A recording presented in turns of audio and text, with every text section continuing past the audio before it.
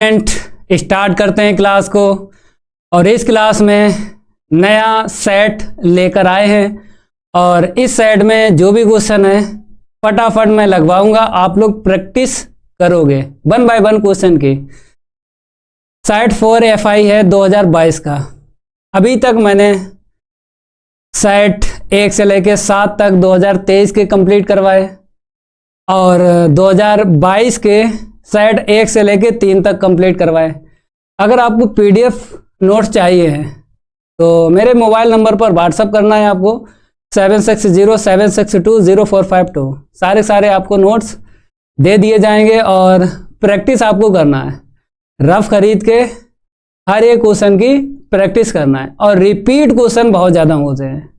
आपने देखा होगा पिछली क्लास में मैंने आपको बताया था कि क्वेश्चन रिपीट हैं तो इसलिए मैं उनको छोड़ देता हूं, लेकिन आप लोग नहीं छोड़ोगे, आप लोग प्रैक्टिस करोगे जो रिपीट क्वेश्चन है। ठीक है भाई, आपके सामने क्वेश्चन है, इस सवाल को लगाओ। प्रदीप, सवाल नंबर पहला, मान लीजिए कि f such that r tends to r, fx बराबर 3x द्वारा परिभाषित है, सही उत्तर का चयन कीजिए। फटाफट बताओ। इस सवाल को देख के ही उत्तर आप बता सकते हो। क्यों?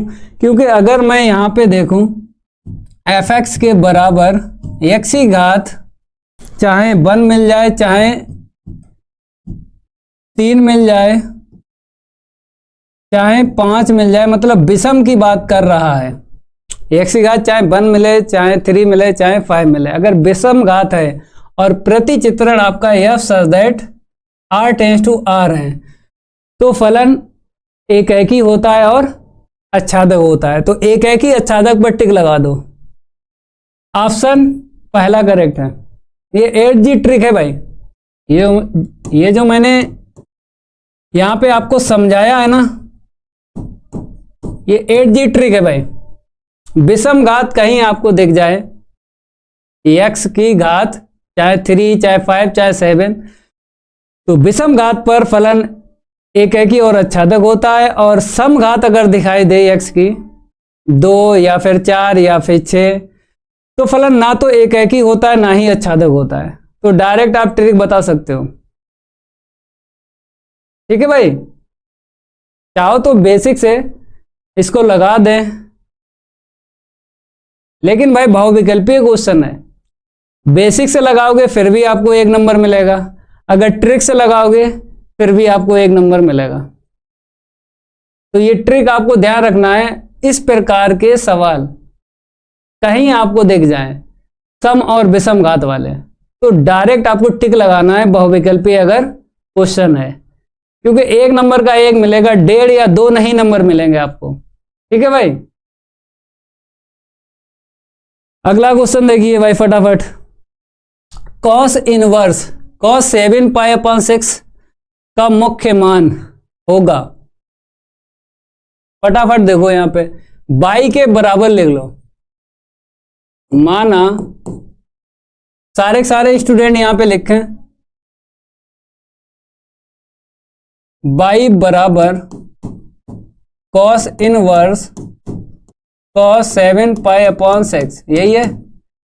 अगर आप डायरेक्ट cos से cos इनवर्स हटा रहे हो तो उत्तर आएगा 7π/6। लेकिन अगर ये उत्तर अंतराल में मिलेगा, cos इनवर्स के ये उत्तर अंतराल में मिलेगा, तो मेरा उत्तर सही होगा नहीं गलत होगा। अब cos इनवर्स का अंतराल देखता हूं 0, π, तो 0 और 180 अंश के बीच में ये उत्तर होना चाहिए, लेकिन उत्तर मेरा निकल रहा है 210 अंश। तो 210 अंश इस अंतराल के अंदर नहीं है, बाहर निकल गया, तो इसीलिए ये मेरा क्या है, उत्तर गलत है। ठीक है भाई, अब आपको क्या करना है, 7π/6 को छोटा बनाना है शेषफल प्रमेय से। छोटा कोण आपको बनाना है शेषफल प्रमेय से। तो देखो कैसे, यहां पे लिखेंगे शेषफल प्रमेय से। फटाफट बताओ कैसे छोटा कोण बनाया जाता है शेषफल प्रमेय से? तो y बराबर कॉस इनवर्स कॉस, अब यहां पे आपको टेबल पढ़ना पड़ेगी भाई। 6 का पहाड़ा आपको पढ़ना है 7 पाई के आसपास। 6 का आपको पहाड़ा पढ़ना है 7 पाई के आसपास, 2 बार आपको पहाड़ा पढ़ना है। आपने कहा 6 एकन 6, ठीक है भाई, आपने कहा 6 दूनी 12, ओके भाई। अब आपको वही लेना है जिसके बीच में अंतर कम हो। 7 और 12 में अंतर 5 का है, 7 और 6 में अंतर 1 का है, तो जिसमें कम अंतर है वही आपको लेना है। तो इसीलिए इसको काट दो, इसको लेना नहीं है। 7 पाई और 6 पाई में अंतर 1 का है, तो इसीलिए इसको मैं ले लेता हूं। आपने 6 का पहाड़ा पढ़ा, 6 पाई कब मिला? आपने 6 एकम 6 एक बार पढ़ा पढ़ा, तो आपको 1 यहां पे लिखना है, ठीक है भाई। और आपको पाई दिख रहा है यहाँ पे दिख रहा है, तो यहाँ पे पाई आपको रखना है, ठीक है भाई। अंश में जहां जहां आप लिखो वहां पर आपको पाई रखना है। तो 6 एकम 6, इसके बाद में 7 पाई में से 6 पाई घटाइए। तो आपने कहा जी सर मैं घटा रहा हूं, प्लस का कितना मिलेगा? पाई मिलेगा, ओके भाई। क्योंकि अगर मैं 7 पाई में से 6 पाई घटा रहा हूं तो मेरे को मिलेगा प्लस का पाई, इसलिए मैं बता रहा हूं। यहां पे अगर प्लस का मिले तो यहां पे प्लस लेना है, अगर यहां पे माइनस मिले तो माइनस लेना है, और लिखना है जितना है यहां पे उसके बटे ये लिखना है, ठीक है भाई। समझ में आ रहा है भाई? अगर ये शेष फल जो मिला है प्लस का है तो यहाँ पे प्लस लेना है, माइनस अगर शेष फल आए तो माइनस लेना है, ठीक है। फिर आपको क्या करना है, जो भी है उसको लिखो और इसके बटे आपको ये वाला लिखना है। जो भी है 6 है 6 लिखो, 4 है तो 4 लिखो, 3 है 3 लिखो। अब इसके बाद आप क्या करो, यहाँ पे चतुर्थांश का यूज करो। तो 180 प्लस थीटा किसमें मिलेगा? तृतीय चतुर्थांश में मिलेगा। टेन और कॉट प्लस रहते हैं, बाकी सारे माइनस रहते हैं। आप जानते हो ये होता है मेरा a और ये मेरा s होता है, ये मेरा t होता है और ये मेरा c होता है। t का मतलब 10 और 10 का इनवर्स कॉट। तो 10 और कॉट तृतीय चतुर्थांश में प्लस रहते हैं, बाकी सारे माइनस रहते हैं। तो इसीलिए मैं कह रहा हूं ये माइनस होगा। Cos inverse cos 180 plus theta minus का कॉस थीटा, ओके भाई। अब आप जानते हो मुख्य मान में कोण को धनात्मक बनाया जाता है, तो यहां पे कोण ऋणात्मक है, इसको धनात्मक बनाओ। तो एक फार्मूला आपने याद किया होगा कि कॉस इनवर्स माइनस एक्स बराबर होता है pi minus cos inverse x, यही होता है भाई। फटाफट बताओ, ये फार्मूला यहां पे लगाते हैं। तो pi minus cos inverse cos pi by 6, okay भाई। कॉस से कॉस इनवर्स चला गया, तो पाई में से पाई बाई 6 माइनस करेंगे तो कितना मिलेगा? 5 पाई बाई 6 मिलेगा। अब ये उत्तर जो है लाई करेगा 0 कामा पाई के बीच में।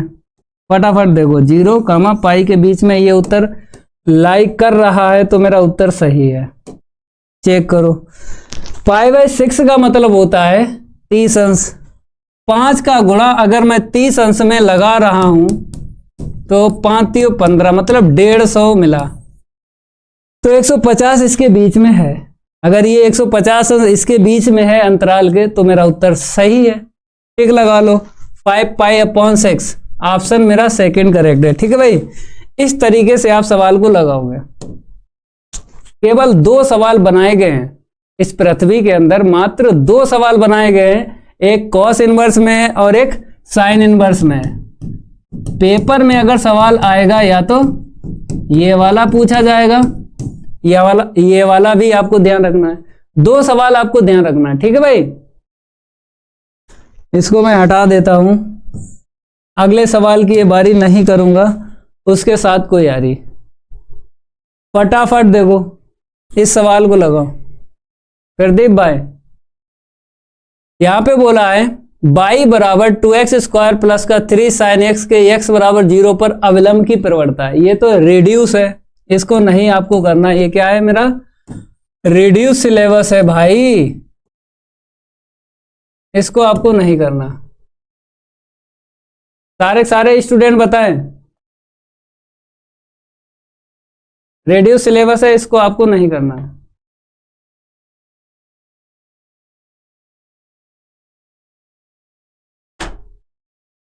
बताओ, इसको लगा दें? जल्दी बताओ, अविलंब की प्रवणता पूछी गई है। रिड्यूस सिलेबस है, इसको नहीं आपको करना है। रेहाना जी,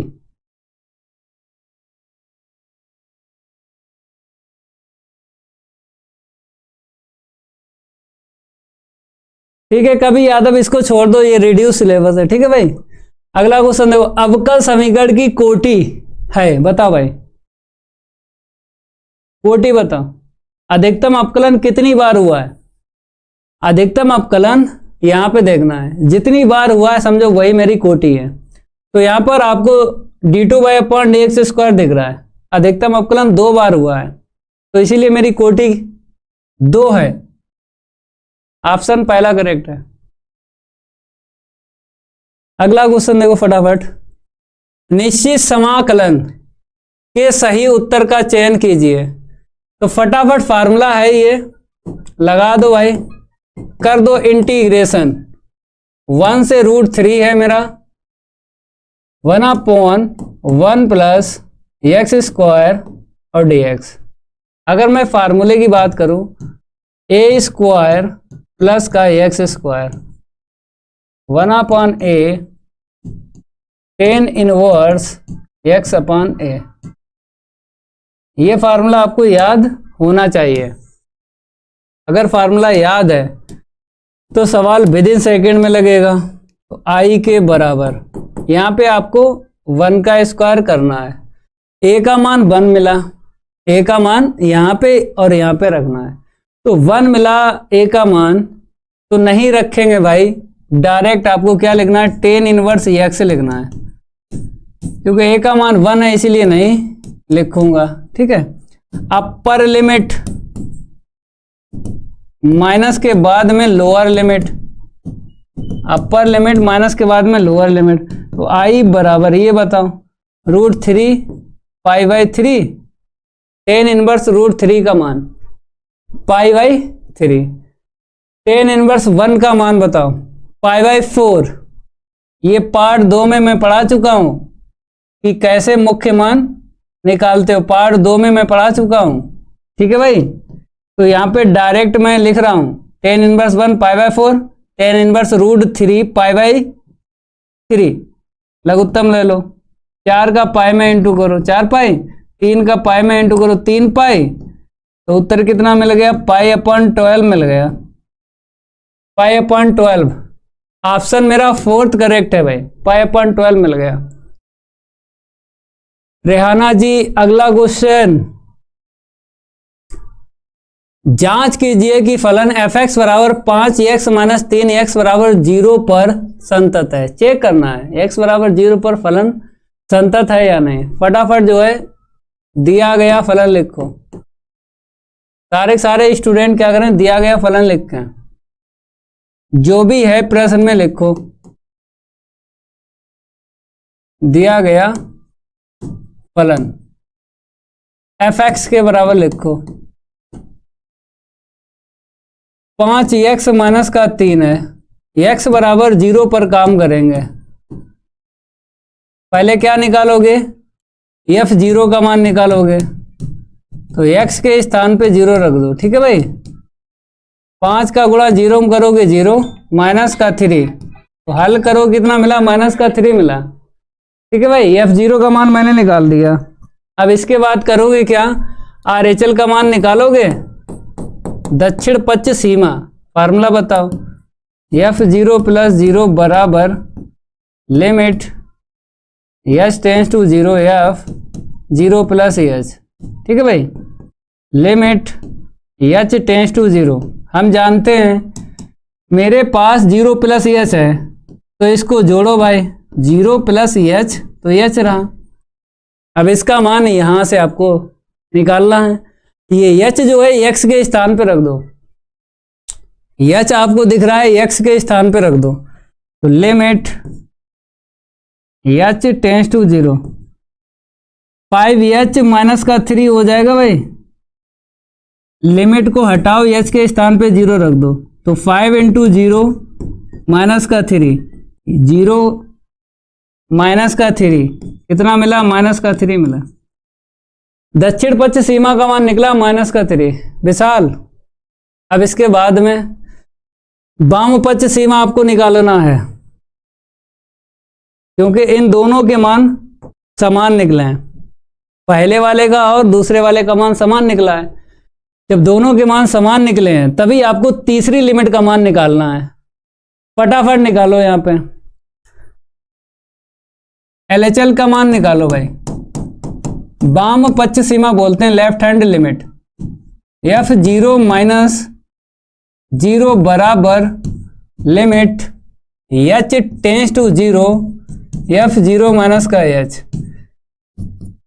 लिमिट h टेंस टू 0, 0 में से h को माइनस करेंगे तो माइनस h मिलेगा। ठीक है भाई।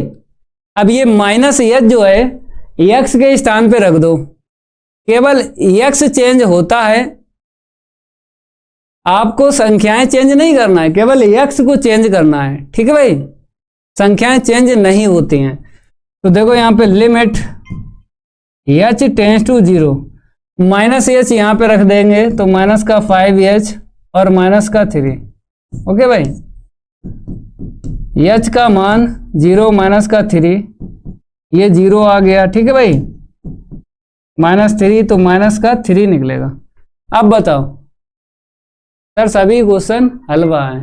हाँ प्रदीप भाई, इसका भी मान -3 निकला। इन दोनों का मान पहले से ही -3 निकला था, इसका मान और निकला -3। भैया तीनों के मान अगर बराबर निकल रहे हैं तो फलन क्या है? शांतत्व है। लिख दो, लास्ट लाइन आपको लिख लेना है, दैट इज F0 का मान बराबर निकला है F0 प्लस 0 के, बराबर निकला है F0 माइनस 0 के। तो फलन क्या हो चुका है? शांतत्व हो चुका है भाई। लिखो फटाफट अतः करके, अतः x बराबर 0 पर fx क्या है? शांतत्व है। प्रश्न में देखो हिंदी जो लिखी है वही हिंदी आपको लिखना है।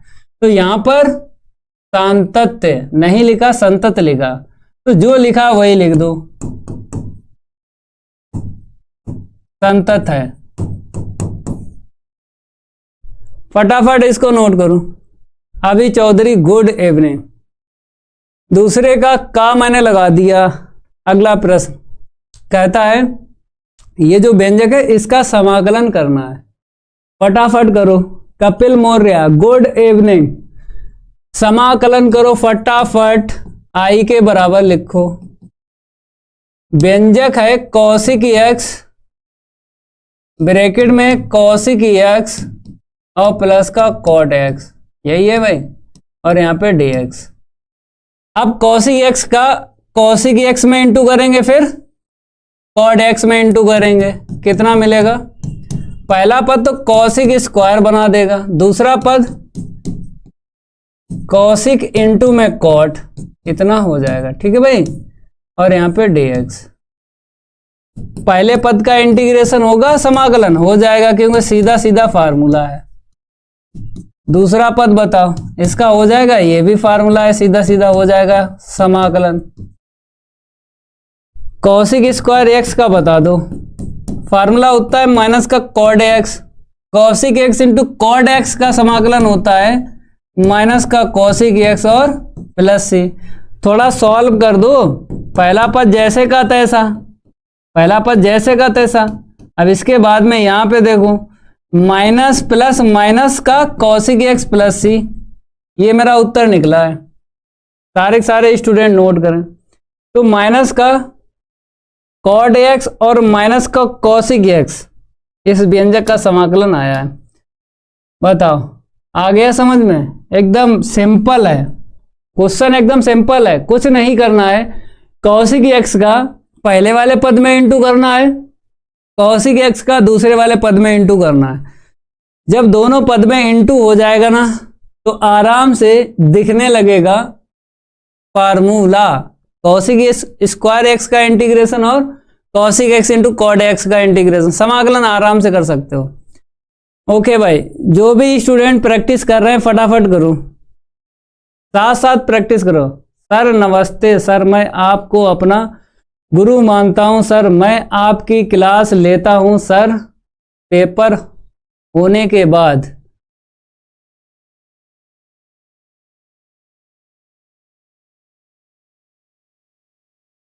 कॉमन नहीं ले सकते हो कपिल भाई, क्या करोगे कॉमन लेके? कॉमन तो पहले से मेरे पास था, मैंने इंटू करके समाकलन किया है। एक बात ध्यान रखो, अवकलन करो चाहे आप समाकलन करो, फुटकर पद बनाया करो। चाहे आप अवकलन करो किसी भी व्यंजक का, चाहे समाकलन करो किसी भी व्यंजक का, आपको फुटकर पद बनाना है। फुटकर का मतलब है cosec square x plus cosec x into cot x, ये फुटकर पद है, ये भी फुटकर पद है, मतलब अलग अलग पद बना लिया करो, तो आराम से अवकलन भी हो जाएगा, समाकलन भी हो जाएगा। ठीक है भाई। अरुण, अगला सवाल देखो, ए दे रखा है, बी दे रखा है, ए बी का मान ज्ञात कीजिए। ये तो आप कर ही लोगे कपिल भाई, फटाफट दिए गए आव्यूह लिख लो। दिए गए आव्यूह लिखो। ए बराबर 0 - 1 0 2, बी बराबर लिख लो भाई फटाफट 3 5 0 0। अब इसके बाद क्या करो, ए का बी में इंटू कर दो, उत्तर आ जाएगा 0 - 1 0 2। ओके भाई, 35 फिर 0 0। उठा लो पहली पंक्ति, 1 बाय 1 स्तंभ में इंटू कर दो। ये पहली पंक्ति है, पहले स्तंभ में गुणा करेंगे, उसके बाद दूसरे स्तंभ में गुणा करेंगे। 0 का 3 में गुणा करेंगे 0 मिलेगा, -1 का 0 में इंटू करेंगे -0 मिलेगा। अब दूसरे स्तंभ में गुणा करेंगे, 0 का 5 में इंटू करेंगे तो 0 मिलेगा, -1 का 0 में इंटू करेंगे तो -0 मिलेगा। ठीक है, आ रहा है समझ में? हाँ भाई, पहली पंक्ति मैंने पकड़ ली।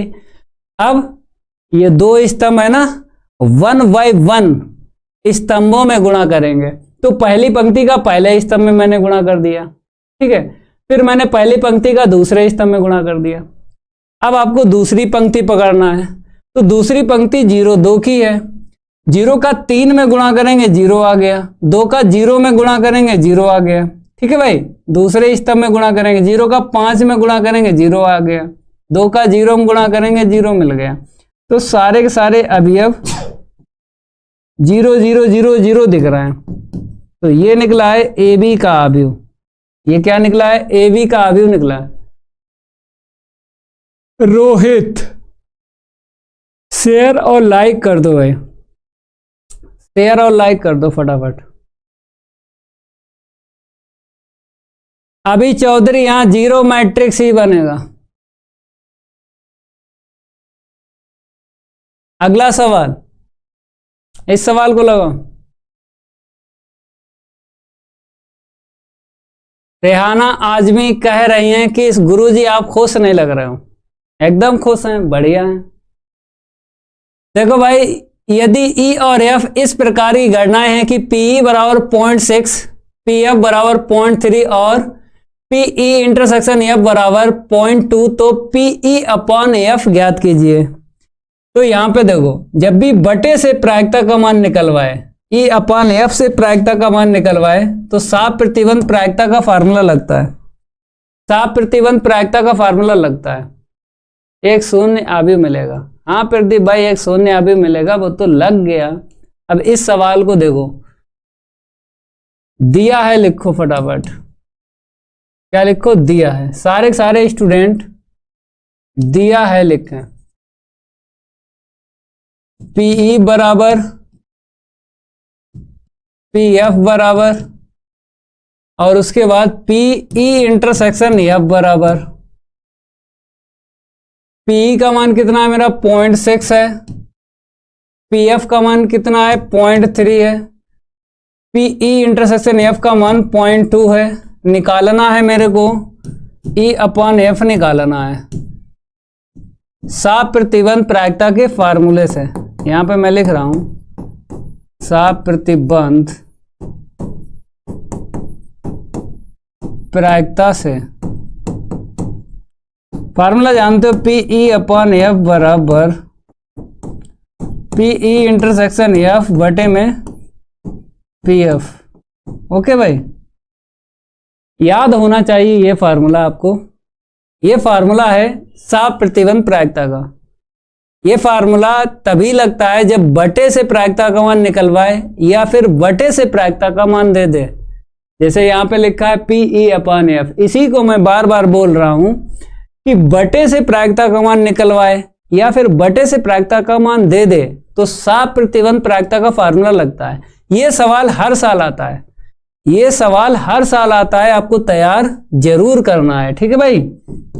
PE इंटरसेक्शन F का मान देखो, ऊपर 0.2 है, मैंने लिख लिया। अब PF का मान देख लो कितना है, 0.3 है। अब आप जानते हो मेरे को दशमलव कैसे हटाना है, देखो फटाफट यहाँ पे देखो कैसे दशमलव को हटाना है।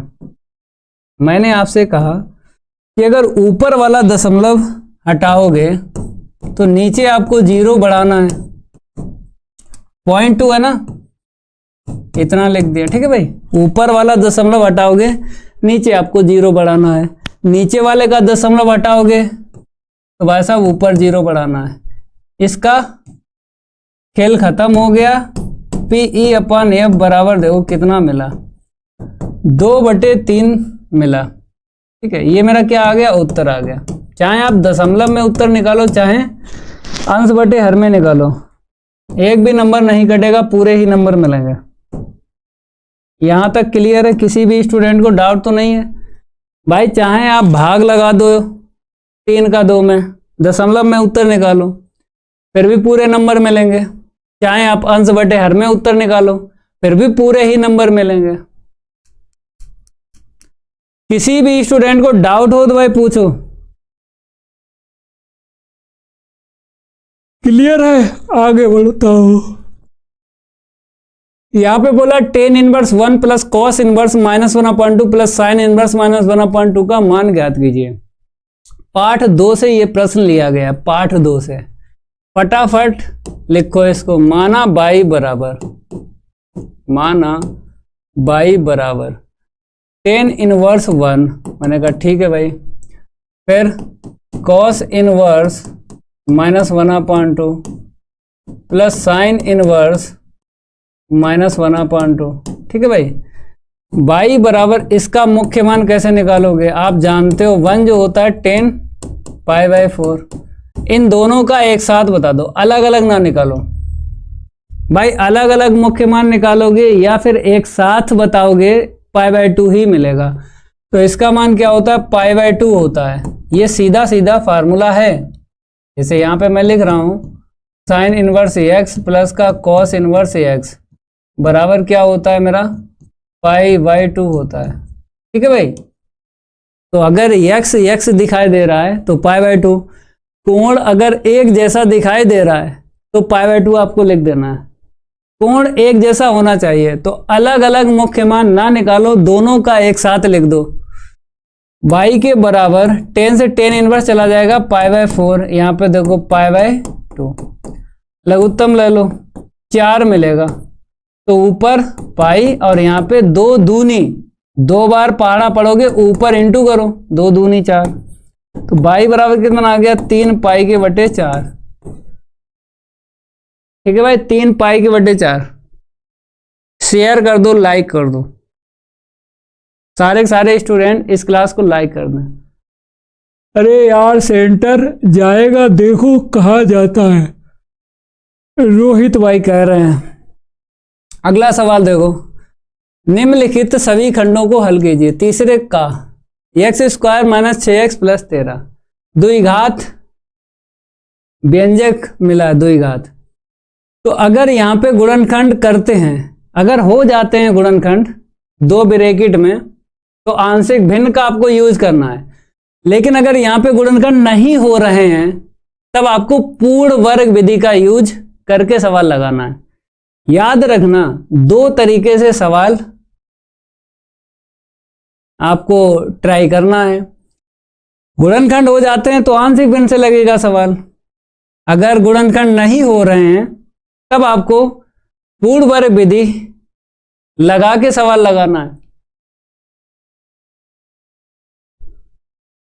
पूर्ण वर्ग विधि से ही लगाओ, क्योंकि गुणनखंड नहीं हो रहे हैं। सारे के सारे स्टूडेंट देखें भाई, dx के अपॉन में एक्स स्क्वायर माइनस का 6x और प्लस का 13। देखो भैया, पूर्ण वर्ग विधि का मतलब जानते हो, एक्स स्क्वायर का गुणांक 1 होना चाहिए, यहाँ पे दिख रहा है। फिर आपको x का गुणांक लेना है, उसका आधा करना है, जितना मिलेगा उसका वर्ग जोड़ेंगे और उसी का वर्ग घटाएंगे। यहाँ पे फटाफट लिखेंगे पूर्ण वर्ग विधि लगाने पर। सारे सारे स्टूडेंट यहाँ पे लिखें पूर्ण वर्ग विधि लगाने पर। तो आई बराबर, पहले तो तीनों पद लिखो, यहां से मैं कॉपी कर लेता हूं, ठीक है भाई। पहले तो ये वाले तीनों पद लिखो, लिखने के बाद में अब x का गुणांक उठाओ, जितना हो उसमें 2 का भाग लगाओ, तो कितना मिलेगा? 3 मिलेगा। इसी 3 का वर्ग आपको जोड़ना है, घटाना है। तो यहां पे मैं जोड़ रहा हूं, ये घटा रहा हूं। इसी को मैं क्या बोलता हूं? पूर्ण वर्ग विधि। इसी को मैं क्या बोलता हूं? पूर्ण वर्ग विधि बोलता हूं, ठीक है भाई। अब इसके बाद इतना काम करने के बाद में अगर एक्स स्क्वायर प्लस का है तो एक्स वाले दोनों पदों को जो वर्ग आपने जोड़ा है वही आपको देना है। फिर एक बार ट्राई करता हूं आपके लिए। अगर एक्स स्क्वायर प्लस का है तो एक्स वाले दोनों पदों को जो आपने वर्ग जोड़ा है वही आपको देना है। तो वर्ग आपने जोड़ा है, ये आपको देना है इन 2 पद को। तो आराम से आप बना सकते हो होल स्क्वायर। देखो कैसे, पहला दूसरा पद, पहला दूसरा पद। अब यहाँ पे ये तीसरा पद है, इसके पास लिख लेते हैं, ठीक है भाई। यहाँ पे कितना है? प्लस का 13 मैंने कहा, ठीक है भाई। यहाँ पे 3 का वर्ग 9 हमने, ठीक है, लिखो भाई। अब यहाँ पे dx। अब देखो यहाँ पे a square b square minus का 2ab, तो a माइनस बी का होल स्क्वायर बन गया।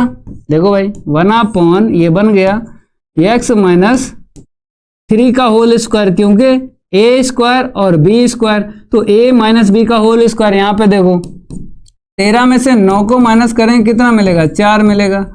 अब इसका स्क्वायर फार्मूला जानते हो। पहले मैं 4 को जो है 2 का स्क्वायर लिख रहा हूं, x माइनस 3 का वर्ग मैं लिख रहा हूं। अब आपको फार्मूला बताना है, याद होगा फार्मूला भाई साहब, बताओ। a square plus x square, यहाँ पे देखो फार्मूला। सारे स्टूडेंट देखें, अगर फार्मूला ना याद हो तो कर लेना है आपको याद। देखो ये मैं फार्मूला लगाऊंगा, तो a स्क्वायर और प्लस का एक्स स्क्वायर क्या होता है? 1/a 10 inverse x upon a plus c। ये फार्मूला मैंने लगा लिया। अब मेरे पास a का मान और x का मान देखना है। यहाँ पे कितना? a का मान 2 मिला, और यहाँ पे जो x लिखा है इसके स्थान पे x माइनस 3 लिख देना है, काम हो जाएगा। तो i बराबर 1/a, a का मान 2 है मैंने लिखा, ठीक है भाई। फिर इसके बाद 10 inverse x upon a, x कितना है मेरा? x माइनस का 3 है, अपॉन में a का मान 2 है। अब अवकलन करो, यहाँ पे इसका अवकलन नीचे आपको लिखना है। x माइनस 3 का अवकलन यहाँ पे लिखो, समाकलन में नीचे अवकलन होता है। लेकिन 2024 में मैंने आपको ट्रिक बताई कि अवकलन ना करो, x का गुणांक लिख दो, हो जाता है अवकलन। तो x का गुणांक जो भी है उसको यहाँ पे लिख दो, हो गया अवकलन। अब प्लस c, i बराबर लिखो 1/2 10 इनवर्स x माइनस 3 के बटे में 2 और प्लस c। ये मेरा उत्तर है, ये मेरा क्या है? उत्तर है, ठीक है भाई। यहां तक क्लियर है? किसी भी स्टूडेंट को डाउट नहीं होना चाहिए। हलवा है हलवा, हाँ अभी चौधरी, ऐसा ही पेपर मिलेगा आपको बोर्ड में, हलवा ही मिलेगा। तो सही से कर लेना, गणित में आ जाएंगे 100 में 100। पेपर में क्वेश्चन टफ नहीं आता है। सर आज ठंड बहुत ही तेज लग रही है, तो रजाई में पढ़ो ना, दिक्कत क्या है? रजाई के अंदर पढ़ो, मैं तो बाहर हूं, आप तो रजाई के अंदर हो जाओ और पढ़ो। ठीक है, बाद में जो है प्रैक्टिस कर लेना। जो क्वेश्चन आपको लगता है कि ये नहीं लग पाएगा तो आप लोग उसको प्रैक्टिस करो। जैसे ये लग जाएगा आपसे तो इसकी प्रैक्टिस ना करो। जो लगता है आपको कि ये नहीं हो पाएगा हमसे तो उसी की प्रैक्टिस करो।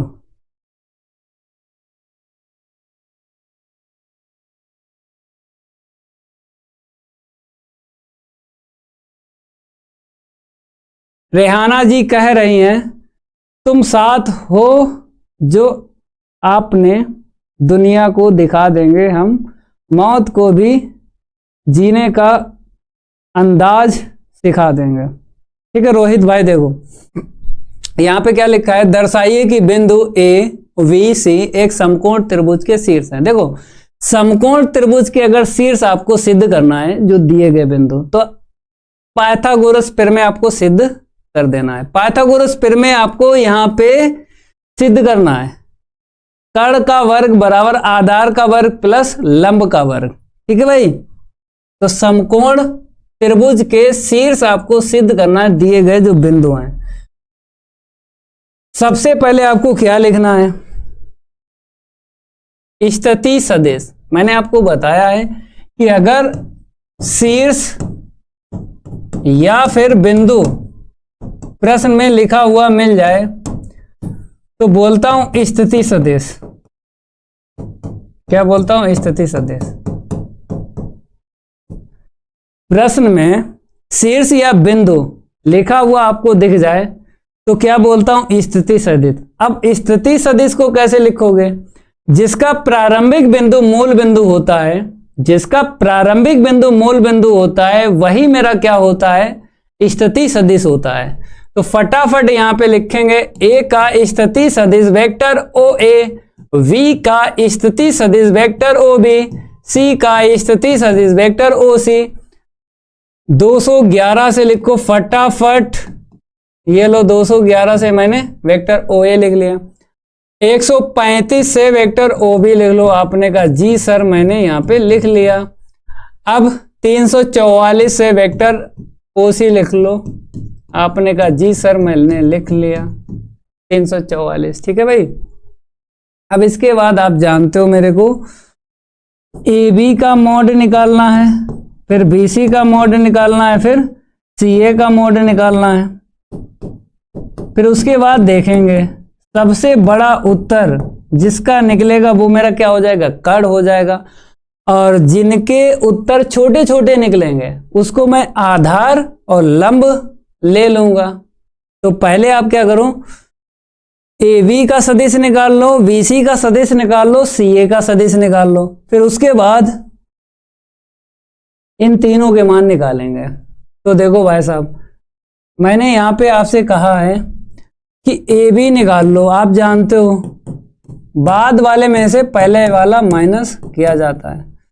तो फटाफट यहीं पे बता दो, बी में से ए को माइनस करेंगे, करो माइनस। तो ये प्लस का ये माइनस का, तो माइनस आई कैप।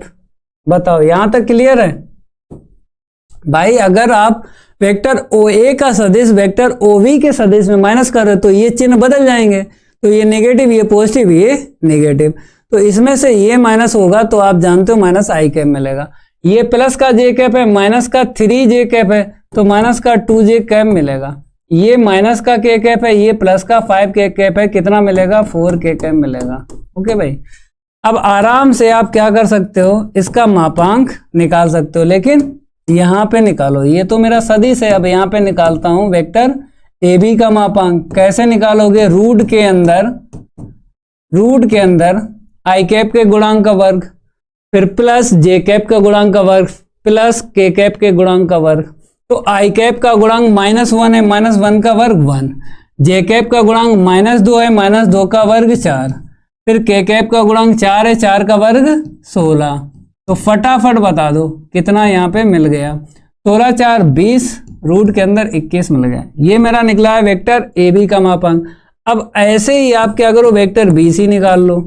मापांक बाद में निकालेंगे, पहले वेक्टर बी सी का सदिश निकाल लो, vector O C minus vector O B. Okay भाई, अब बताओ सी में से बी को माइनस करेंगे करो भाई, सी में से बी को माइनस करेंगे। ये नेगेटिव हो गया, ये पॉजिटिव हो गया, ये नेगेटिव हो गया। 3 में से 1 को माइनस करेंगे, 2i कैप मिल गया। 4 में से ये 3 माइनस करेंगे, माइनस का j कैप मिल गया। माइनस का 4k कैप, माइनस का 5k कैप, माइनस का 9k कैप मिल गया। अब आराम से इसका क्या निकाल लो, मापांक निकाल लो, वेक्टर VC का मापांक। तो रूट के अंदर ही आपको निकालना है। 2 का वर्ग 4, माइनस 1 का वर्ग 1, माइनस 9 का वर्ग 81। तो 81 4 85, 81 4 85, 85 और 1 86 रूट के अंदर आ गया। अब इसके बाद CA निकाल लो। इसके बाद क्या निकाल लो, वेक्टर CA का सदिश निकाल लो। तो मैंने कहा ठीक है भाई, वेक्टर CA का सदिश, वेक्टर OA में से वेक्टर OC माइनस कर दो तो वेक्टर CA का सदिश निकल आएगा। तो फटाफट बताओ वेक्टर OA कहाँ पे है। ये मेरा वेक्टर OA है और उसके बाद में वेक्टर OC कहाँ पे है, नीचे है। तो फटाफट क्या करो, घटा के उसके बाद मापांक निकाल दो। आपने कहा जी सर मैं घटाऊंगा, वेक्टर OA में से वेक्टर OC, ये नेगेटिव हो गया, ये क्या हो गया, नेगेटिव हो गया, ये पॉजिटिव हो गया और ये पॉजिटिव हो गया। अब आराम से मैं घटाता हूं। तो देखो भाई साहब 2i कैप और यहाँ पे माइनस का 3i कैप, तो माइनस का i कैप मिलेगा। फटाफट बताओ। ओके, इसमें से ये घटाओगे, लेकिन यहाँ पे प्लस का 4j कैप है, यहाँ पे माइनस का j कैप है, तो प्लस का 3j कैप मिलेगा। ओके भाई, अब यहाँ पे देखो प्लस का k कैप, प्लस का 4k कैप, प्लस का 5k कैप। तो इस तरीके से आप इसका सदिश निकालोगे। इसके बाद क्या करोगे, मापांक निकाल दो फटाफट। किसका निकाल दो, वेक्टर CA का मापांक। रूट के अंदर i कैप के गुणांक का वर्ग, फिर j कैप के गुणांक का वर्ग, फिर k कैप के गुणांक का वर्ग। 25 और 10 कितना मिला, 35। सबसे बड़ा उत्तर बताओ कितना है। सबसे बड़ा उत्तर ये दिखा, तो इसका वर्ग, तो रूट के अंदर 86 है, तो वर्ग करेंगे तो 86 मिलेगा। उसके बाद आपको क्या करना है, इसका वर्ग और प्लस इसका वर्ग। तो देखो 86 मिल रहा है, केवल 56 मिल रहा है। या तो क्वेश्चन में मिस्टेक होगी, क्वेश्चन में मिस्टेक होगी, दिए गए जो बिंदु होंगे इसमें कहीं ना कहीं मिस्टेक होगी। क्योंकि अगर इसका मैं वर्ग ले रहा हूं और इन दोनों के वर्ग के योगफल के बराबर निकलना चाहिए, तो नहीं निकल रहा है। तो 211 से मैंने सदिश लिखा, फिर 135। अच्छा, ये 135 यहाँ पे दिक्कत आ रही है। देख भाई, ये पॉजिटिव है, निगेटिव है, ठीक है, ये मिस्टेक है। कहाँ कहाँ पे होगी मेरी मिस्टेक, यहाँ पे देखो। तो मैंने आपसे कहा है जिसमें वेक्टर OB आ रहा है उसी में एक बार देख लो, इसमें आ रहा है, ठीक है। तो मैं चेक कर रहा हूँ, OB में से OA माइनस किया था, तो यहाँ पे जब माइनस किया 5 और 1 6 हो जाएगा भाई। यहाँ पे कितना हो जाएगा, माइनस का 6k कैप हो जाएगा। ओके, अब इसके बाद में क्या करोगे, यहाँ पे 36 लिखोगे। अब बताओ कितना हुआ यहाँ पे, 41 लिखो भाई, 41 लिख लो। ओके भाई, अब इसके बाद आते हैं, इसमें भी आ रहा है वेक्टर OB, ठीक है भाई, OC माइनस OB, तो ये इसमें माइनस होगा, ठीक है। बाकी दो पद सही है। ये देखो, ये प्लस का हो जाएगा ना जब घटाएंगे, तो प्लस का k कैप मिलेगा। यहाँ पे प्लस का क्या मिल जाएगा, k कैप मिल जाएगा भाई। ओके, तो यहाँ पे 81 के स्थान पे कितना आ जाएगा, 1 आ जाएगा, 1। अब जोड़ लो, जैसे ही आपने जोड़ा 4 2 6 हो जाएगा भाई। अब सबसे बड़ा उत्तर देखो, सबसे बड़ा उत्तर निकला है ये वाला। ये कड़ ले लेंगे, कड़ का वर्ग 41, फिर इसको आधार ले लेंगे, इसको लंब ले लेंगे। जब इसका वर्ग करके जोड़ेंगे तो 41 ही मिलेगा, ठीक है। पाइथागोरस प्रमेय आपको सिद्ध करना है। तो देखो, सबसे पहले आपको क्या करना है, 9 लिखना है।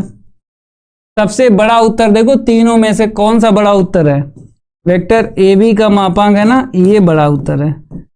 तो इसका पहले निकाल लो, √41 का वर्ग बता दो फटाफट। आपने कहा जी सर मैंने बता दिया है 41, समीकरण 1 डालो। अब जो छोटे छोटे उत्तर हैं माय डियर स्टूडेंट, जो छोटे छोटे उत्तर हैं उनको आधार और लंब ले लो, वर्ग करके जोड़ेंगे। किसके बराबर आना चाहिए? कर्ण के बराबर आना चाहिए। यहां पे लिखो वेक्टर VC का मापांक का वर्ग, फिर वेक्टर CA का मापांक का वर्ग, वेक्टर VC के मापांक का वर्ग कितना निकलेगा? √6 का वर्ग 6 निकलेगा। अब इसके बाद वेक्टर CA देखो, यहां पे 35 दिखा रहा रूट के अंदर, कोई दिक्कत नहीं है। तो यहाँ पे कितना मिल गया? 6, और यहाँ पे कितना मिला? 35, कितना हो गया? 41। समीकरण नंबर 2 डाल दो। पाइथागोरस प्रमेय सत्यापित हो गई भाई। अभी चौधरी, आशीष यादव, रोहित, समीकरण 1 व 2 को बराबर कर दो मेरे भाई। पाइथागोरस प्रमेय हो चुकी है सत्यापित। ये मैंने कर लिया है ना, वेक्टर ए बी का मापांक का वर्ग बराबर ये वेक्टर VC जो लिया है आधार, इसका वर्ग, फिर आपने वेक्टर CA लंब लिया ना, तो इसको लिखो। पाइथागोरस प्रमेय सत्यापित होती है, यहां पे लिख लो पाइथागोरस प्रमेय सत्यापित होती है। पाइथागोरस प्रमेय क्या होती है? सत्यापित होती है। अतः करके लिख दो, अतः दिए गए बिंदु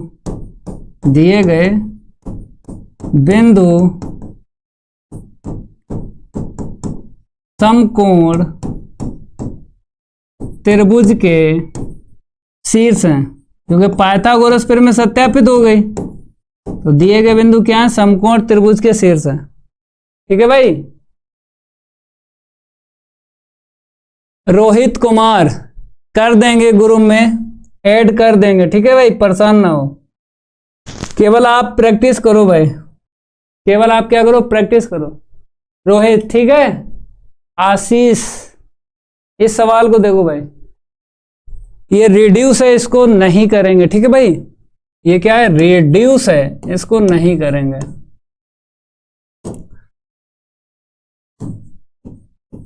इसको आपको नहीं करना है। ठीक है, ये रिड्यूस है, इसको नहीं करना है आपको। अगला सवाल देखो भाई, फलन log x की होल घात cos x का x के सापेक्ष अवकलन कीजिए। चर की घात चर है। पहले मैं आपको 8G ट्रिक बताता हूं, उसके बाद बेसिक से बताऊंगा। देख लो भाई 8G ट्रिक। मैंने आपसे कहा है कि अगर मेरे पास n की घात m है, तो पहले तो जैसे का तैसा, फिर m के बटे में n, फिर नीचे वाले का अवकलन, फिर प्लस ऊपर वाले का अवकलन, log के बाद में n लिख दो। हाँ, ये ध्यान रखो रेहाना जी, अगर ये ध्यान रहेगा तभी आप चर की घात चर का डायरेक्ट बताओगे अवकलन। मेरे पास क्या है? फटाफट देखो, मेरे पास है log x की होल घात cos x। ठीक है, पहले बताया जैसे का तैसा रखो। मेरे पास log x की होल घात cos x है, जैसे का तैसा। ओके, फिर बोला है m/n, तो m/n लिख दो। m का मान cos है, n का मान मेरा log x है। फिर नीचे वाले का अवकलन करो, नीचे वाले का अवकलन करके यहाँ पे लिखो। तो log x का अवकलन 1/x, तो मैंने यहाँ पे लिख दिया। ओके, फिर ऊपर वाले का अवकलन करो। cos का क्या होगा? माइनस का साइन होगा, और log के बाद में नीचे वाला लिख दो। ये क्या बता रहा? log के बाद में नीचे वाला लिख दो। नीचे मेरा क्या था? log x था। तो इस तरीके से आप अवकलन करोगे। ये मेरे पास उत्तर आ गया भाई। अब बेसिक से लगाओ। यदुवंशी कुमारी, सर PDF कहाँ मिलेगा? मेरा मोबाइल नंबर लिख लो 7607620452। इस मोबाइल नंबर पर व्हाट्सअप करना पड़ेगा, व्हाट्सअप कर देना। PDF दे दूंगा, मतलब नोट्स आपको बेहतरीन तरीके से मिलेंगे, आपको केवल प्रैक्टिस करना है, ठीक है। जो मैं क्वेश्चन बता देता हूँ रेडियस है उसको आपको नहीं करना है, छोड़ देना है, रेडियस आपको नहीं करना है, ठीक है। अब मैं बेसिक से करवाता हूं। अगर आपको 8G ट्रिक सीखना है तो सबसे पहले आपको ये वाला रूल आना चाहिए जो मैं यहां पे बता रहा हूं, इसी से 8G ट्रिक बनी है। बता भाई, ये आपको आना चाहिए। सबसे पहले आपको चर की घात चर लिखना है, जो भी है उसको लिख दो, फिर ऊपर जो है यम मिलेगा और नीचे एन मिलेगा तो m अपन एन, फिर इनटू में नीचे वाले का अपकलन, फिर प्लस, प्लस के बाद में ऊपर वाले का अपकलन मतलब यम का यम डैश, फिर लॉग के बाद में नीचे वाला लिखो। ये मेरा कॉन्सेप्ट है, इसी कॉन्सेप्ट का यूज करके मैंने इसका अपकलन किया, ठीक है। अब बेसिक से देख लो, माना बाई बराबर लिखो, सारे के सारे स्टूडेंट लिखें, माना बाई बराबर लॉग एक्स की होल घात कॉस है, चर की घात चर है, पहले आपको क्या करना पड़ेगा, लॉग लेना पड़ेगा। यहां पे लिखो दोनों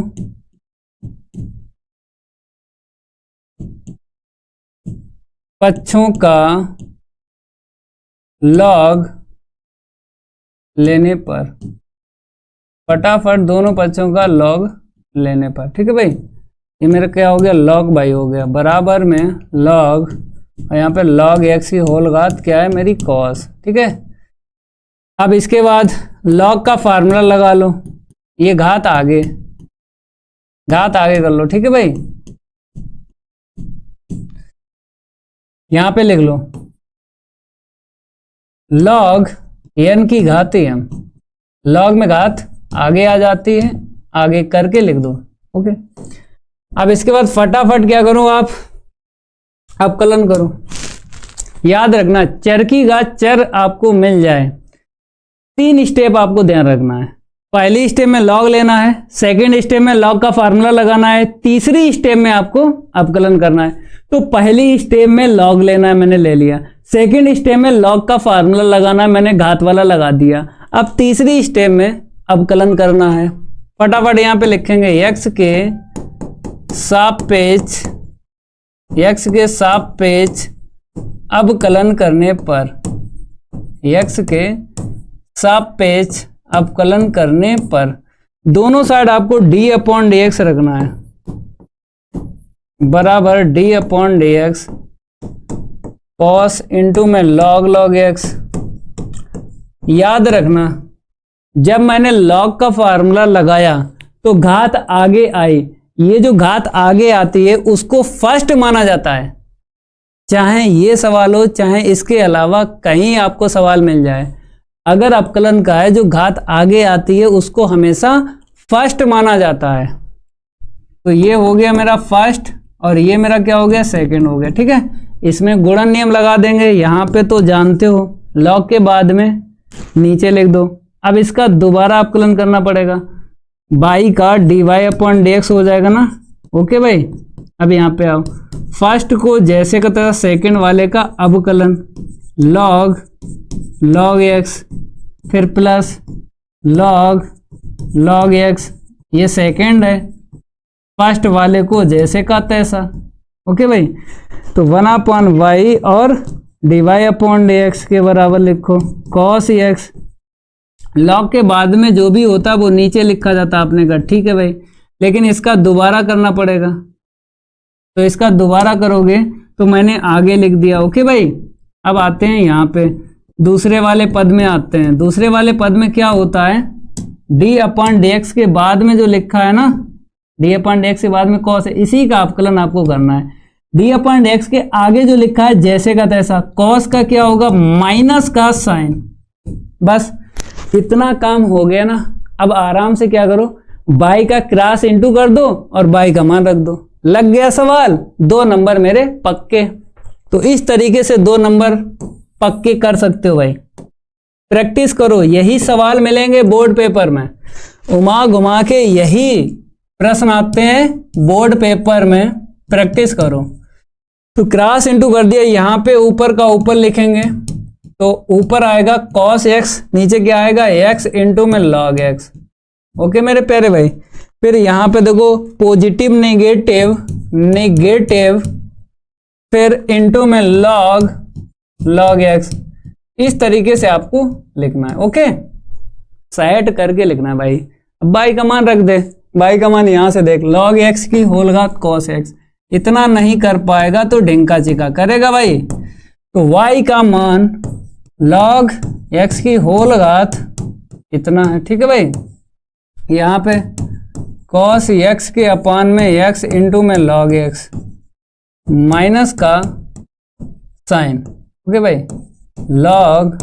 log x, ये मेरा क्या आ गया, उत्तर आ गया भाई। तो 2 नंबर पक्के। इस तरीके से सवाल को आपको लगाना है, आपके 2 नंबर पक्के। किसी भी स्टूडेंट को डाउट हो तो भाई पूछ लो, मैंने ट्रिक से भी बताया था उत्तर और बेसिक से भी बताया है। तो ट्रिक से उत्तर पता चल जाता है, लेकिन आपको पेपर में ट्रिक से नहीं करना है। ट्रिक से केवल आप उत्तर निकाल सकते हो, बेसिक से लगाना है, उत्तर मैच कर लेना है जो ट्रिक से निकाला, तो पूरे नंबर मिलेंगे, 1 नंबर नहीं कटेगा। फटाफट लाइक कर दो। कितने स्टूडेंट ने लाइक किया है अभी मैं देख रहा हूं, 24 स्टूडेंट ऐसे हैं जिन्होंने लाइक किया है, बाकी स्टूडेंट लाइक नहीं कर रहे हैं।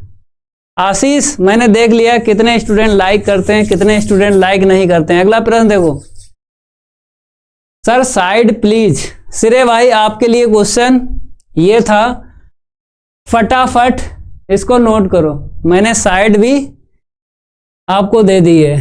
ये सवाल 101% आता है, रैखिक प्रोग्रामन का सवाल 101% आता है हर साल, और इजी तरीके से मैं लगवा देता हूं, आपको टेंशन लेने की जरूरत नहीं है।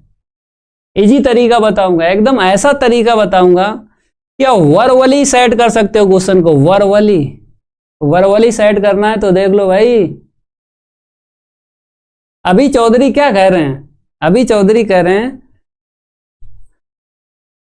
इनको तो सर जी घोर के पी गए हैं। अच्छा तेरे भाई देख, इस सवाल में सबसे पहले क्या देखेगा, अधिकतम या फिर न्यूनतम, कहीं ना कहीं लिखा हुआ दिखेगा। पूरा प्रश्न छान मारो, पूरे प्रश्न को छान मारो, कहीं ना कहीं लिखा हुआ दिखेगा आपको, अधिकतम या न्यूनतम। तो अधिकतम दिख रहा है, सबसे पहले अधिकतम Z लिखोगे, यहां पर अधिकतम Z लिखोगे सबसे पहले। अगर न्यूनतम लिखा होता तो न्यूनतम Z लिखता, 3x प्लस का 4y। इसके बाद अवरोध, इसके बाद क्या लिखोगे, अवरोध। चाहे आप अवरोध बोलो चाहे व्यवरोध बोलो, एक ही बात है। नमस्ते भाई रजत श्रीवास्तव, अवरोध लिख ले भाई, मैं दोनों यहां पे लिख देता हूं, अवरोध या फिर व्यवरोध, एक ही बात है। इनको बोलता हूं greater than equal, less than equal, इनको मैं बोलता हूं अवरोध। तो कितने मेरे अवरोध हैं, 1 2 3 हैं। तो पहला है x plus y less than equal 4, दूसरा है x ग्रेटर देन इक्वल 0, तीसरा है y ग्रेटर देन इक्वल 0। अब हम जानते हैं रैखिक प्रोग्रामन में एक बेसिक मैंने आपको बताया, मतलब x के अपान a प्लस y के अपान b बराबर में 1। अगर x के अपान a है तो x h पे बिंदु मिलता है, y के अपान जो भी है y h पे बिंदु मिलता है। तो ये सीखना है आपको, अंताखंड बिंदु यहां से निकालो और इनको छोड़ दो, क्योंकि ये 2 अवरोध ऐसे हैं, ये बताते हैं कि प्रथम चतुर्थांश में डायग्राम छायांकित होगा। इनको छोड़ के केवल और केवल पहले वाले अवरोध से 2 बिंदु निकालो।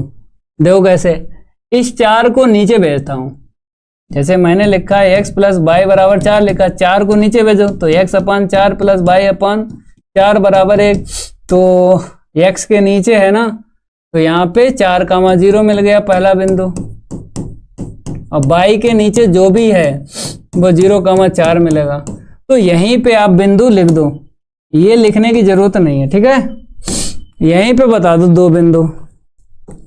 अब इसके बाद में डायग्राम बनाओ, सारे के सारे स्टूडेंट यहां पे देंगे डायग्राम। प्रथम चतुर्थांश में ही डायग्राम छायांकित होगा। आपने कहा जी सर, ये मेरा क्या है, एक्स अक्ष है, ओके भाई। ये मेरा क्या है, एक्स डैश है। ये मेरा क्या है, वाई अक्ष है। ये मेरा क्या है, वाई डैश है। और ये मेरा क्या है, मूल बिंदु। गाड़ी यहीं से स्टार्ट होगी। गाड़ी कहाँ से स्टार्ट होगी, मूल बिंदु से। अब इसके बाद करोगे क्या, अंतराल एक्स अक्ष पे और वाई अक्ष पे आपको लेना है। तो कहाँ से मिलेंगे, ये जो बिंदु निकाले हैं ना, यहीं से आपको मिलेंगे। मतलब कितना अंतराल लेना है ये पता लग जाएगा बिंदु से। तो x और y का मान देख लो कितना है, यहाँ पे 4 दिख रहा है, यहाँ पे 4 है। तो x 4 है, y 4 है। तो 1 2 3 करके अंतराल ले लो, ठीक है। ज्यादा बड़ा यहाँ पे मान दिखाई देता है x या y का, तो अंतराल 5 से लेते। और ज्यादा बड़ा दिखाई देता x और y का मान, तो अंतराल 10 से लेते हैं। तो आपको बिंदु देख के ही अंतराल लेना है। तो छोटा अंतराल है, आराम से 1 2 3 करके अंतराल ले लेते हैं। आप लोग डार्क लाइनें काउंट करना है, कितनी, 4,0 है ना, तो एक्स अक्ष पे 4 लाइनें, डार्क लाइनें आपको काउंट करना है इस तरीके से, ठीक है भाई। तो एक बिंदु ये मिल गया मेरे को। अब 0,4 है, बाई अक्ष पे 4 ले लो, 1 2 3 4, 0,4। दूसरा बिंदु ये है, 2 बिंदु से एक रेखा खींची जाती है। फटाफट जो है 2 बिंदु से एक रेखा खींची जाती, खींच लो। आपने कहा जी सर मैं खींच लेता हूं 2 बिंदु से एक रेखा। खींच गई भाई। ये पहली रेखा है ना मेरी, इसको नंबर 1 डाल दो। अब ये और ये कहां पे मिलेगा, क्योंकि पहले अवरोध से मैंने 1 नंबर डाल दिया। अब दूसरा ये x ग्रेटर देन इक्वल 0, तो x बराबर 0 करके लिखो। अब बताओ x बराबर 0 कहां पे मिलेगा भाई साहब, बाई अक्ष पे मिलेगा ना, तो इसको नंबर 2 डालो। अब y ग्रेटर देन इक्वल 0 है, आपने कहा जी sir y greater than equal 0 है, तो y बराबर अगर मैं यहां पे लिखता हूं 0, तो ये कहां पे मिलेगा, y बराबर 0, ये x अक्ष है ना, यहां पे मिल जाएगा। तो नंबर इसको 3 डालो, क्योंकि 3 अवरोध हैं मेरे पास। तो 3 अवरोध हैं, तो 3 आपको नंबर डालना है। नंबर डालने के बाद में अब आपको तीर लगाना है।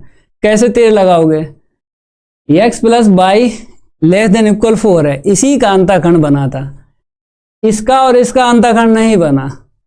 तो जिस अवरोध का अंतःखंड बन जाए, जिस अवरोध का अंतःखंड बन जाए, उसी के लिए ट्रिक है कि ग्रेटर देन इक्वल है तो बाहर तीर लगेगा, लेस देन इक्वल है तो अंदर तीर लगेगा। ध्यान रखना है, अंतःखंड जिस अवरोध का बनेगा उसी के लिए ट्रिक है। ग्रेटर देन इक्वल है तो बाहर आपको तीर लगाना है, लेस देन इक्वल है तो अंदर आपको तीर लगाना है। इसके लिए ट्रिक नहीं है, ना ही इसके लिए, इन दोनों के लिए समझ के आपको तीर लगाना है। एक्स या वाई का मान किस तरफ लेना है, उसी की तरफ आपको तीर लगाना है। लेकिन इसके लिए ट्रिक है भैया, इसका अंतःखंड बना के आपने ये बिंदु लिखे थे, लेस देन इक्वल है ना, अंदर तीर लगाओ, पहली वाली रेखा के अंदर तीर लगाओ, ऐसे करके लगाओ। अब ये दोनों बताते हैं कि प्रथम चतुर्थांश में डायग्राम छायांकित होगा। तो x का मान 0 या 0 से बड़ा लेना है, किस तरफ लेना है, इस तरफ लेना है। तो जिस तरफ लेना है x का मान, उसी की तरफ आपको ये तीर लगाना है, ऐसे करके। बताओ भाई, आ रहा है समझ में। y ग्रेटर देन इक्वल 0 है, तो y का मान 0 या 0 से बड़ा किस तरफ लेना है, जिस तरफ लेना उसी की तरफ आपको तीर लगाना है। तो ऊपर की ओर लेना है, तो इसी की तरफ आपको तीर लगाना है। छायांकित होगा यहाँ पे, क्योंकि सारे के सारे तीर जहां पे दिखाई देते हैं वहीं पे छायांकित हो जाता है। भैया 3 अवरोध हैं, तो तीनों अवरोध के यहाँ पे तीर देखो, जहां पर तीर दिखाई दें तीनों अवरोध के, वहीं पे छायांकित होगा। हो गया छायांकित। अब फटाफट क्या करो, यहां पे लिख दो सुसंगत क्षेत्र परिबद्ध है, ये बाउंडेड है, बाउंडेड।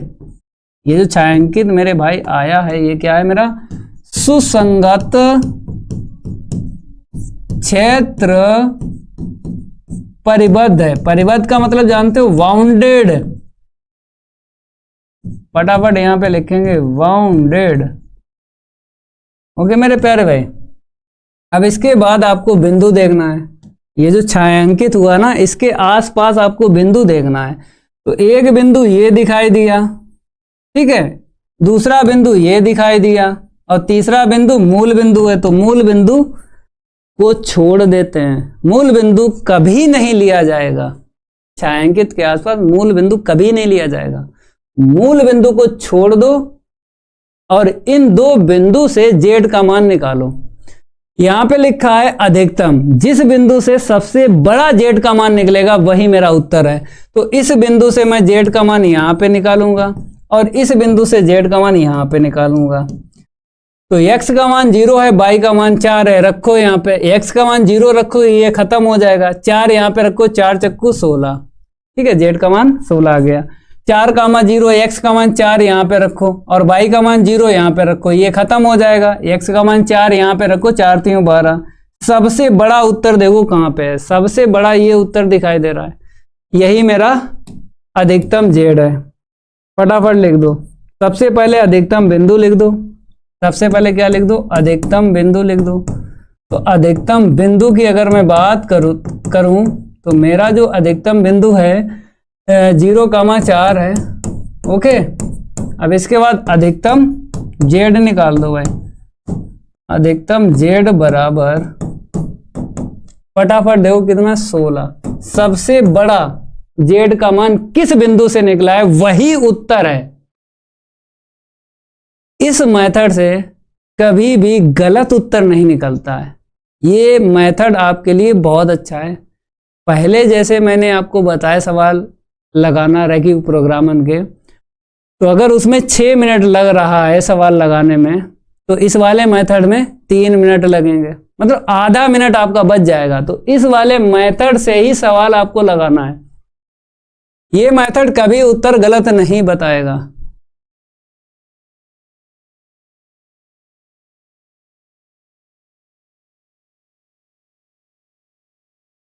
अमन भाई, सभी लोग लाइक करो। क्लास करने के बाद लाइक नहीं करते हैं। हाँ, लाइक बढ़ रहे हैं, स्टूडेंट कर रहे हैं लाइक। इतना प्यार गुरु को दे रहे हो, इतना ही काफी है। रोहित, पहले ये बताओ, कसम खाओ, कसम खाओ कि सर की मैं कसम खा के कहता हूं यही मेथड लगाऊंगा पेपर में अगर रैखिक प्रोग्रामन का सवाल आएगा, और 101% रैखिक प्रोग्रामन का सवाल आएगा, 101% आएगा। अरे आयुषी, नंबर 1 नहीं कटेगा, ये मेरा आपसे वादा है। मैं आपको दिखा सकता हूं 2023 के स्टूडेंट का रिजल्ट, गणित में 100 में से 100 आए हैं, तो मैंने यही मेथड उनको सिखाया है। अगर नंबर कटते तो गणित में कैसे आ जाते 100 में 100? बहुत से स्टूडेंट के 98, 95, 99 ऐसे नंबर हैं। अब आपकी बारी है, जो मैंने उनको सिखाया वही मैं आपको सिखा रहा हूं। नंबर 1 नहीं कटेगा, ऐसे ही लगाना है।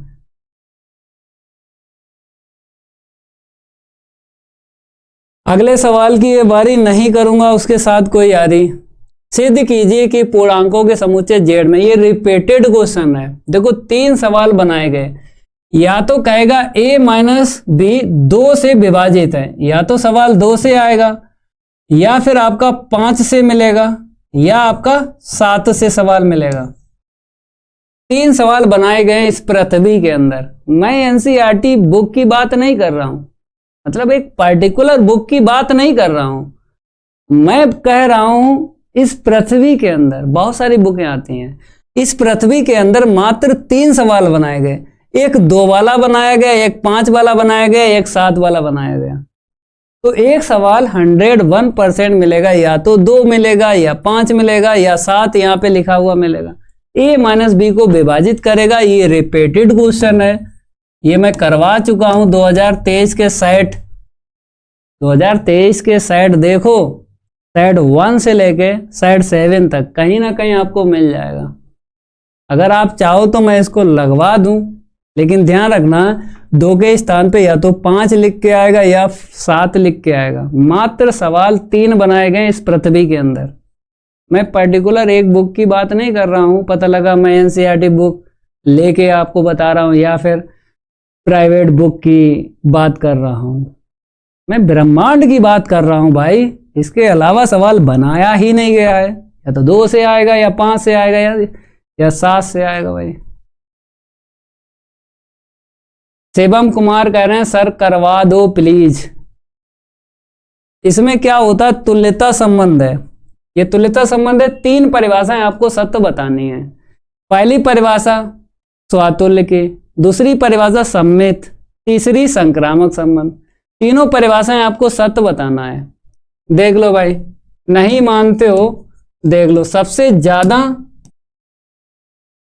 सवाल अगर पेपर में पूछे जाते हैं 3 नंबर या 5 नंबर तुल्यता संबंध के ही पूछे जाते हैं। सबसे पहले क्या लिखोगे, Z।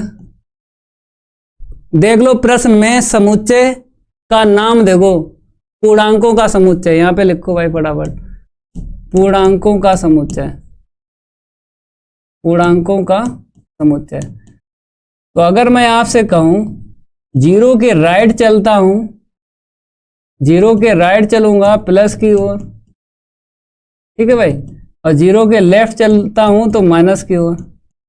ये बता दो ये परिमित समुच्चय है कि अपरिमित है? ये अपरिमित समुच्चय है, इतना तो जानते हो।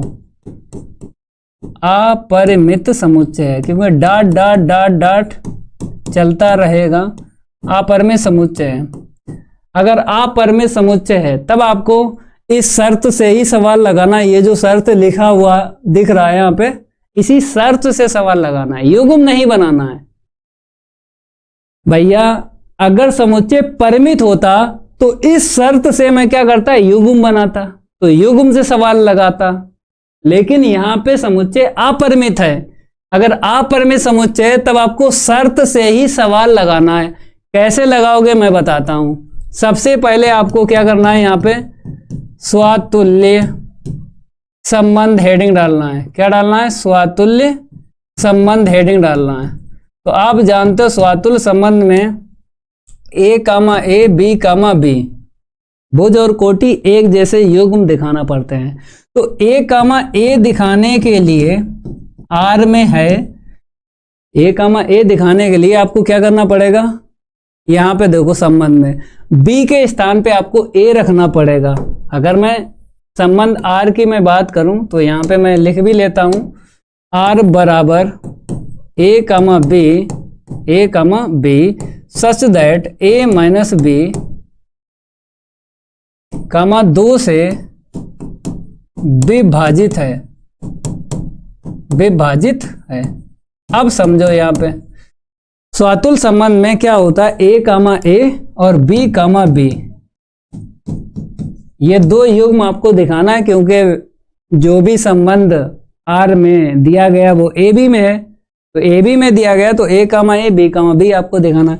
तो इसको दिखाने के लिए B के स्थान पर A रखना पड़ेगा। इस शर्त में क्या करोगे, B के स्थान पर A रखोगे। तो फटाफट देखो यहां पे मैं लिख रहा हूं, B के स्थान पर A रखने पर शर्त में रखो B के स्थान पे A। तो आपने कहा A माइनस A बराबर कितना मिला, B के स्थान पे A रखा, A माइनस A 0 मिला। अब 2 से ये विभाजित होगा, हो जाएगा भाई। 0 जो है सबसे विभाजित होगा, चाहे 5 लिख के आ जाए चाहे 7 लिख के आ जाए। अगर 2 लिख के आया है तब आपको यहां पे लिखना है 2 से विभाजित है। ये जो 0 है ना वो किससे विभाजित है, 2 से विभाजित है। अब ये मेरी शर्त सत्य है कि असत्य है, तो आपने कहा जी सर ये सत्य है।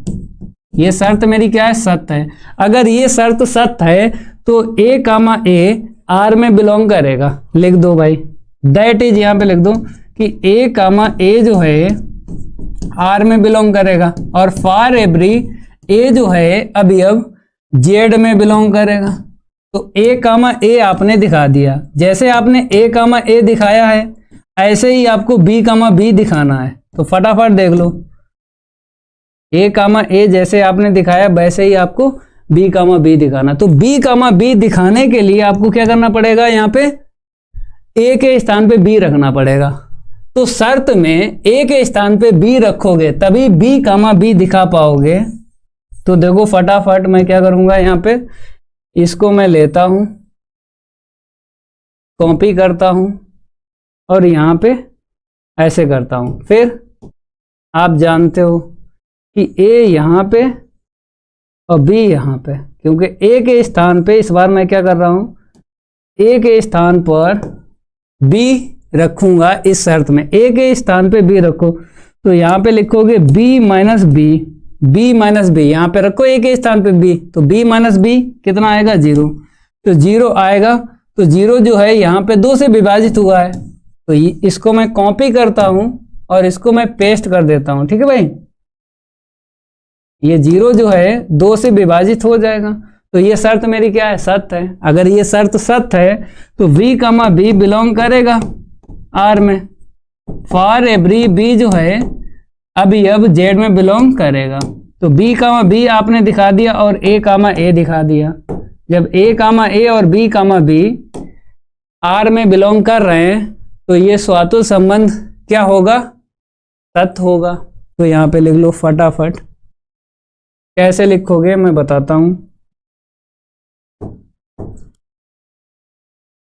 इसको मैं हटा देता हूं, ठीक है, इसको मैं हटा देता हूं। यहां पे लिखो इंप्लाई दैट आर कामा समुच्चय, आर कामा समुच्चय जेड में स्वातुल्य संबंध है, जेड में स्वातुल्य संबंध है। पहली परिभाषा आपने सत्य बता दी, पहली परिभाषा आपने सत्य बता दी, इस तरीके से बताओगे। अब दूसरी परिभाषा क्या है, सममित संबंध। सममित संबंध प्रश्न की होती है। सममित संबंध जो है ये प्रश्न की होती है। कैसे, देखो आपको ए कामा बी लेके चलना पड़ता है और फिर बी कामा ए मिलना चाहिए। मतलब अगर ये बी कामा ए आर में मिल रहा है तो सममित संबंध है। तो ए कामा बी लेके चल रहा है तो ए कामा बी में ही आपको ये शर्त मिली है। देखो ए कामा बी में ही शर्त मिली। पहले आपको शर्त लिखना है, फिर ए कामा बी आपको दिखाना है आर में है। सममित संबंध की अगर मैं बात करूं तो पूरी आपको संबंध आर में मिलेगी, शर्त मिलेगी इसके लिए। देखो भाई ए कामा बी है, यहाँ पे देखो ए कामा बी है, तो इसी को मैं कॉपी करता हूं और पेस्ट करता हूं। तो अगर ए कामा बी जो है 2 से विभाजित है, माय डियर स्टूडेंट, अगर ए कामा बी जो है 2 से विभाजित है तो ये वाला जो युग्म है ए कामा बी वाला ये आर में बिलोंग कर जाएगा, क्योंकि ये शर्त मैंने संबंध आर से लिखी है। तो यहाँ पे जो लिखा है वो सत्य है, तो ये दिया है में लेके चलना होता है, तो ये दिया है। अब बी कामा ए मिलना चाहिए, तो बी कामा ए के लिए आपको कैसे लिखना है, यहां से माइनस कॉमन लेना है। बी पहले और ए बाद में, ठीक है। इसको मैंने ऐसे लिख दिया, क्यों, क्योंकि अगर मैं कहूं प्लस का 4 जो है 2 से विभाजित है, प्लस का 4 जो है 2 से विभाजित है, तो माइनस का 4 भी 2 से विभाजित होगा। भाई यहाँ पे देखो जो भी पूर्णांक बताए हैं प्लस के भी हैं और माइनस के भी हैं। अगर कोई भी संख्या प्लस की 2 से विभाजित हो रही है तो माइनस की भी होगी, तो यहां से माइनस निकाल लो और यहाँ पे लिख दो फटाफट 2 से विभाजित होगी। भाई 2 से क्या होगी, विभाजित होगी। इस तरीके से आपको लिखना है, ठीक है। अब ये शर्त मेरी क्या है, सत्य है। ये मेरी शर्त क्या है, सत्य है। अगर सत्य है तो बी कामा ए जो है मेरा, बी कामा ए युग्म आर में बिलोंग करेगा, क्योंकि मेरी शर्त क्या है, सत्य है। तो इसीलिए आप क्या करो, यहाँ पे इम्प्लाई दैट करके लिख दो। अगर ये सत्य है तो बी कामा ए बिलोंग करेगा आर में। अब जहाँ के बाद में अभी लिख लूँ, अभी कैसे लिखोगे, यहाँ पे देखो बी ए है, यहाँ पे ए बी है, तो युग्म से ही आपको अभी लिखना है। तो युग्म में ए बी है, यहाँ पे बी है। ए 2 बार है, आपको 1 बार ए लिखना है, फटाफट 1 बार ए आपको लिखना है। अब बी कितनी बार आपको दिखाई दे रहा है युग्म में, ए 2 बार है, 1 बार लिखो। बी यहाँ पे देखो, यहाँ पे देखो 2 बार है, 1 बार लिखो। तो ये जो है बिलोंग करेगा, ये जेड समुच्चय है ना, ये दोनों जेड में बिलोंग करेंगे। तो इस तरीके से आपको लिखना है। समझ में आ रहा भाई? फटाफट बताओ, ये मेरा जेड है, तो यही तो मेरा फार्मूला है सममित संबंध का। ठीक है, तो इस तरीके से सवाल को लगाना है। और दूसरी परिभाषा आपको क्या बताना है, सत्य बताना है। अब इसके बाद संक्रामक संबंध की परिभाषा आपको सत्य बतानी है। संक्रामक संबंध की परिभाषा क्या बतानी है, सत्य बतानी है। बताओ भाई, आप लोगों से हो जाएगा, पहले ये बताओ। यहां तक तो नोट करो भाई, समझ में आ रहा? पहले ये बताओ भाई फटाफट, सारे के सारे स्टूडेंट बताएं। ये जो मैंने यहां पे लिखा है सब समझ में आ रहा है? ऐसा कोई स्टूडेंट है जो नहीं समझ पा रहा है? पहले आपको क्या करना है, ये शर्त आपको लिखना है, उसके बाद आपको युग्म लिखना है। 2 परिभाषाएं मैंने सत्य बता दी। संक्रामक संबंध, संक्रामक संबंध की बात करेंगे लास्ट, देख लो यहां पे संक्रामक संबंध। तो संक्रामक संबंध में एक अवयव आपको बढ़ाना है।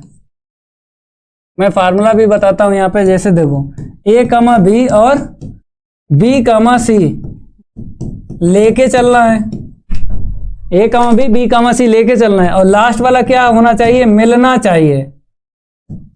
अगर ये आर में मिल रहा है तो संक्रामक संबंध है।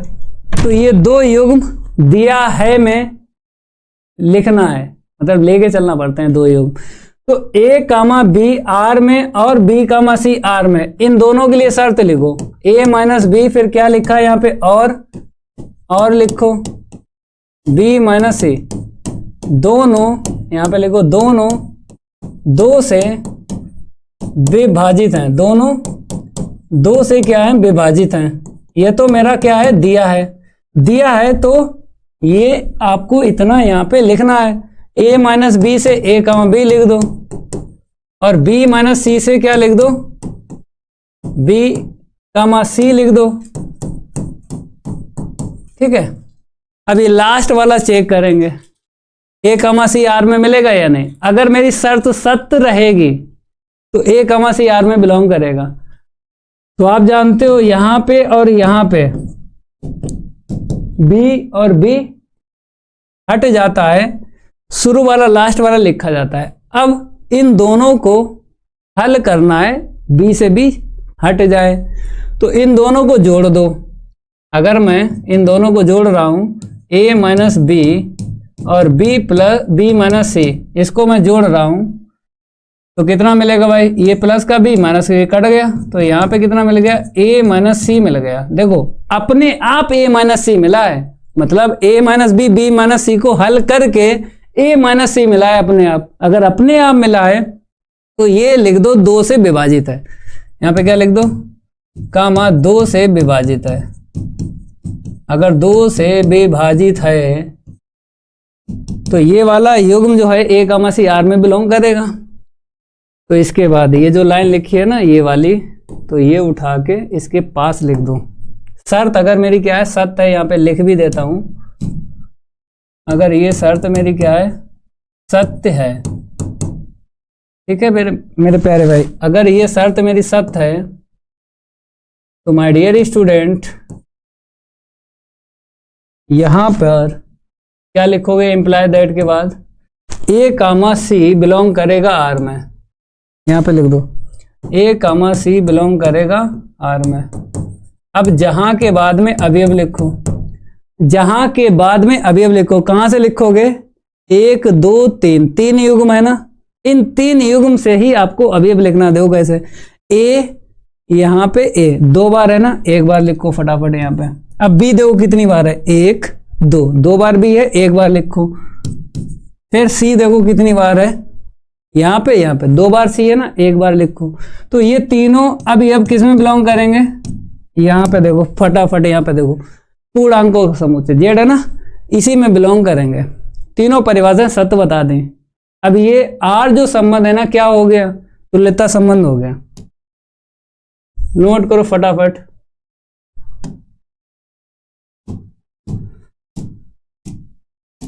इंप्लाई दैट यहां पे लिख दो, आर कामा समुच्चय, आर कामा समुच्चय, आर कामा समुच्चय जेड में संक्रामक संबंध है।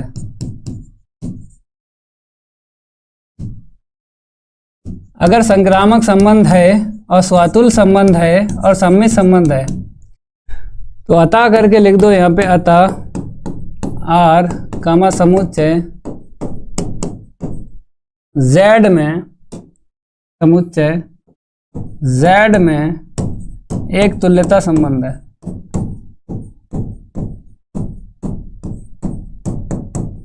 इस तरीके सवाल को आपको लगाना है। और एक बात ध्यान रखना है, या तो सवाल 2 से विभाजित का आएगा, या फिर 5 से विभाजित आएगा, या फिर 7 से विभाजित आएगा। ये ध्यान रखना। ऐसे ही लगाना पेपर में। देखो यहाँ पे 2 लिखा, या तो 5 से आएगा या 7 से आएगा। इस पृथ्वी के अंदर मैं बात कर रहा हूं, 3 प्रकार के प्रश्न बनाए गए हैं, चौथा प्रकार नहीं बनाया गया। ठीक है भाई, आ जाए तो कर लेना इस तरीके से, तो तुम्हारे नंबर 2 पक्के, या तो 2 नंबर का आता है या 5 नंबर का आता है। ठीक है, यहीं तक रखते हैं क्लास को। अब कल जो है ये जो क्वेश्चन दिख रहा है, जितना भी है आगे का क्वेश्चन कल करवाएंगे। ठीक है, 6:30 बजे से क्लास स्टार्ट होती है। लगभग 1.5 घंटा या 1 घंटे क्लास लेता हूं। अभी 9 बजे भी क्लास होगी, प्रायिकता के क्वेश्चन करवाए जाएंगे। क्लास अच्छी लगी हो तो लाइक और शेयर कर दो। मिलता हूं कल 6:30 बजे। जय हिंद, जय भारत।